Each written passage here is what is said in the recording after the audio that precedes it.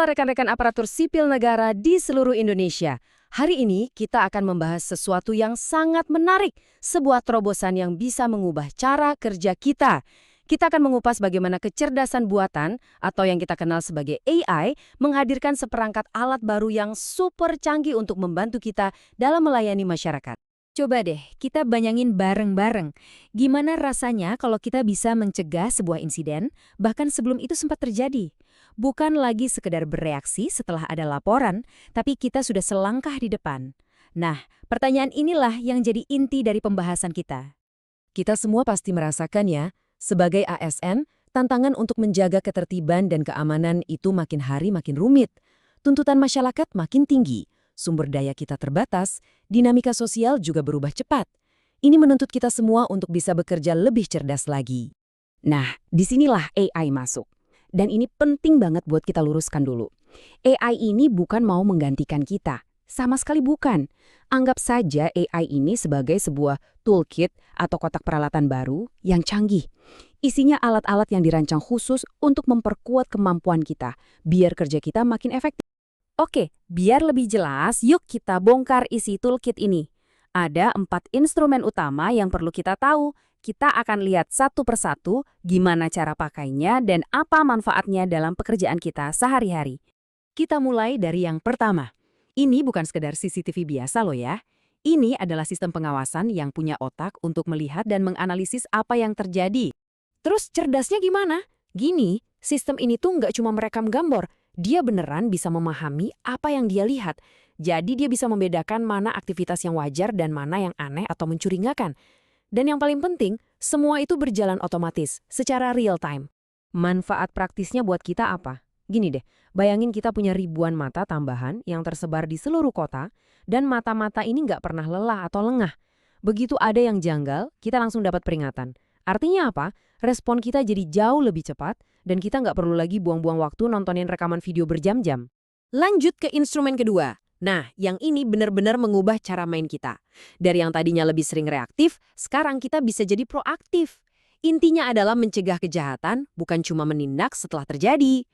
Ini pergeseran yang sangat mendasar. Kalau dulu kan ada kejadian, ada laporan, baru kita bergerak. Sekarang, kita bisa bergerak untuk mencegah kejadian itu terjadi. Dasarnya ya data.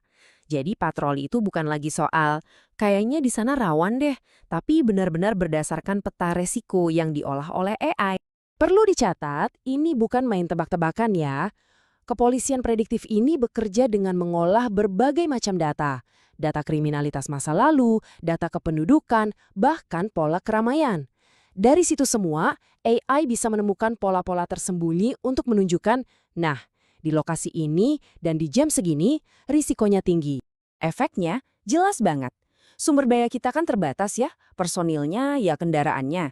Dengan alat ini, kita bisa menempatkan mereka di lokasi dan waktu yang paling pas, yang paling butuh. Cuma dengan hadir di tempat yang tepat, pada waktu yang tepat, itu sudah jadi langkah pencegahan yang luar biasa efektif.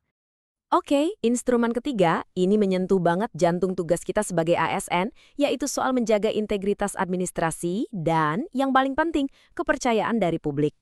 Gini, coba bayangkan kita harus memeriksa jutaan data transaksi, misalnya data penyaluran bantuan sosial. Mencari satu saja yang aneh, itu kan seperti mencari jarum di tumpukan jerami. Nah, AI ini bisa jadi semacam magnet super canggih. Dia bisa menyisir tumpukan data raksasa itu dalam sekejap dan menemukan pola-pola janggal yang mungkin lolos dari pengawasan manual. Ini kan inti dari pekerjaan kita. Bukan cuma soal menyelamatkan uang negara, jauh lebih penting dari itu, kita sedang menjaga dan memperkuat kepercayaan masyarakat. Setiap rupiah yang berhasil kita amankan, artinya pelayanan kepada mereka bisa jadi lebih baik. Dan yang terakhir, instrumen keempat. Yang ini fokusnya ke momen-momen paling genting, di mana setiap detik itu sangat berharga. Ya, betul, dalam situasi darurat. Sistem ini menciptakan alur kerja yang jauh lebih mulus dan cerdas. AI bisa memberi peringatan dini, misalnya, awas daerah ini berpotensi banjir. Lalu saat insiden terjadi, sistem langsung merekomendasikan unit terdekat dan paling siap untuk berangkat, lengkap dengan rute tercepat untuk menghindari kemacetan. Semuanya dalam hitungan detik. Dan hasilnya, ini dia yang luar biasa. Sistem yang dioptimalkan seperti ini berpotensi memangkas waktu respons darurat hingga 30%. 30%. Dalam situasi yang mempertaruhkan nyawa, penghematan waktu beberapa menit itu bisa menjadi pembeda antara selamat dan tidak. Jadi, setelah melihat semua ini, apa artinya buat kita, para ASN? Sederhananya, peran kita sedang berevolusi. Kita tidak lagi hanya menjadi pelaksana administrasi. Dengan alat-alat ini, kita didorong untuk menjadi perancang strategi keamanan publik. Intinya begini, alat-alat AI ini memberdayakan kita. Kita jadi bisa lebih proaktif, mengambil keputusan berdasarkan data, dan lebih strategis dalam misi kita melayani masyarakat. Kita jadi punya kemampuan untuk melihat lebih jeli, bertindak lebih cepat, dan memutuskan dengan lebih bijak. Jadi rekan-rekan sekalian, ini bukan lagi cerita masa depan. Teknologi ini sudah ada di depan mata kita. Pertanyaannya sekarang bukan lagi apakah AI akan jadi bagian dari pekerjaan kita.